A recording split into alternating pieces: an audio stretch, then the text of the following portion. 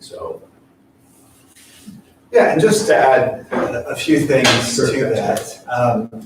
We appreciate the concern. We actually received a copy of a letter that was written and really appreciate the neighborliness of that letter. And I would just like to reassure the community that it's important to us as well to be good neighbors and have tried to be that for a long time. So I know one of the concerns had to do with the barrier that affects lighting and noise. And we actually have already planned to add, not take away from that barrier, but to add to that barrier with this project. So we're going to be adding some fast-growing arborvitaes in order to help add additional barrier that would add both lighting and sand barriers throughout the season. But we anticipate most of the use of this pavilion of not using any amplification equipment. That could potentially happen on some rare occasion, but most of it will just be small gatherings in the pavilion. We have a lot of beautiful property and want to just create beautiful small spaces kind of throughout our property. So that's our main hope. That's right. And most of these meetings or gatherings at the pavilion be morning, afternoon, evening, or is it could be just a mix? Yeah, that's a great question. I would imagine most of them would be midday. Okay. We as a church, so I've been there for over 10 years now, and we only have one service in the morning. And most of like our meal type gatherings would happen right after that, about lunchtime. We have on occasion had a evening activity just on the grounds throughout the years. I don't think this will affect our plans to do any of our programming otherwise though. Well, thank you.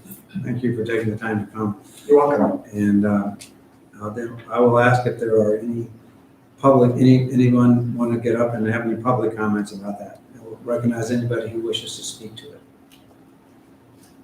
Mayor, can I just get the pastor's name for the record, your full name? Yeah, it's Christopher Fillingham. Thank you. You're welcome.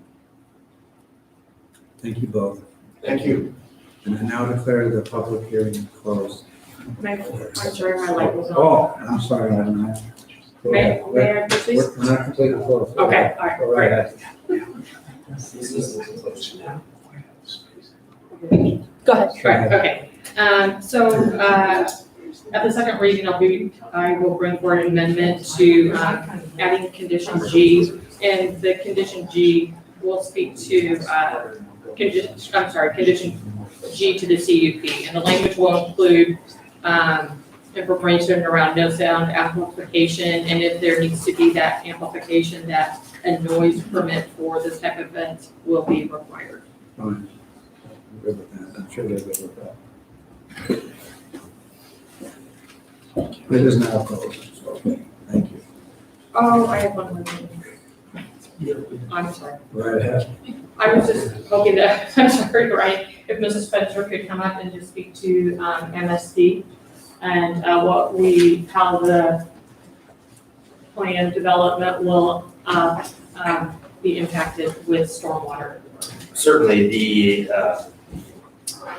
installation of the pavilion triggered MSD required fire retention basin for the entire property. They did a addition several years back, but it didn't trigger that modern system to be installed, but it will be installed as part of this project on the northern corner of the property. So that will handle all stormwater, not just for the pavilion, but for the structure and parking areas.